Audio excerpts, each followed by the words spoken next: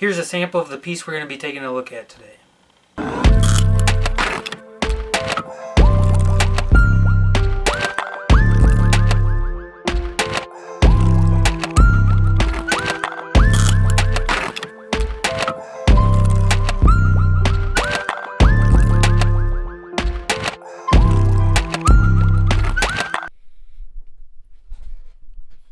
Hello, my name is Jake Knobbe. I've had this Zoom H4n Pro field recorder for a while now. I finally decided to do a project with it.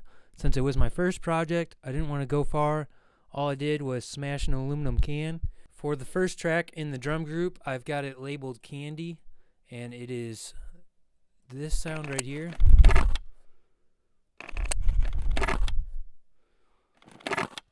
Kind of a glitchiness from me throwing the aluminum cans into the recycling.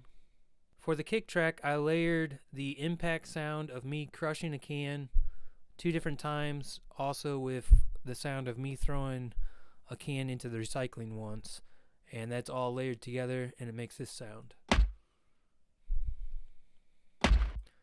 Also, I just put drum bus on it. I added a little drive, some compression, some boominess to the bottom end, and I made the transient hit just a little harder. For the snare track, I've got me throwing a aluminum can into the recycling. It's 3 different layers. The layers don't all always play at the same time. That way it emphasizes one beat over the other.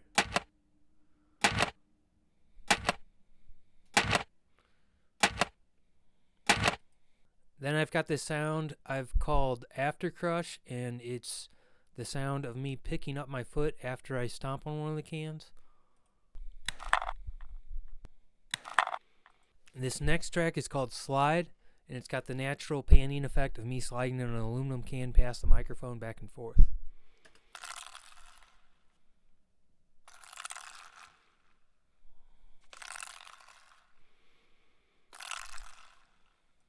And for the open hi-hat, I took a sample of me dragging a can on the ground with my foot, and I just took the very end of it.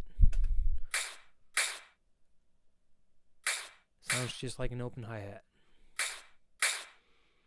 Then of course I had to use the sound of me popping the tab open. The initial pop of the tab actually clipped, so I cut that part out, and this is just the ending part.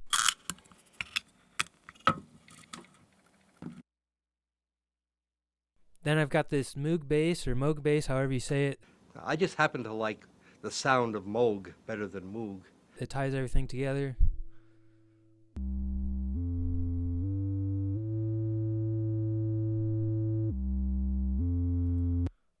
And for the main body of the track, it starts with this swell sound, which was made by me flicking the side of the can and throwing it into a sampler, then changing the sustain mode to go back and forth. So after it plays it forward and reaches the end of the loop, it'll go backwards again.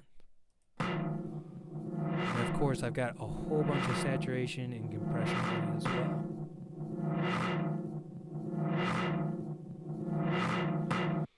And the melody on this track is actually made from the camera beep of me hitting the record button.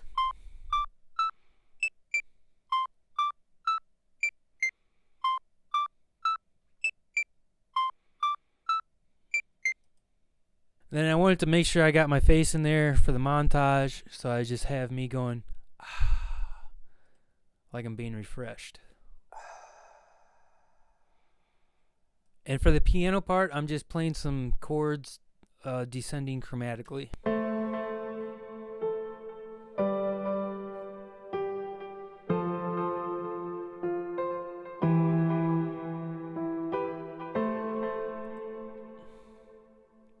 And then there's a higher up synth that sounds kind of like a bird call, has a bunch of modulation effects on it. And lastly, we have this riser I made in Serum just to kind of separate out the parts a little bit more. The only track I forgot about is an 808 sample, which I got from splice.com. Alright, that's it for all the individual tracks. Now here's the full song.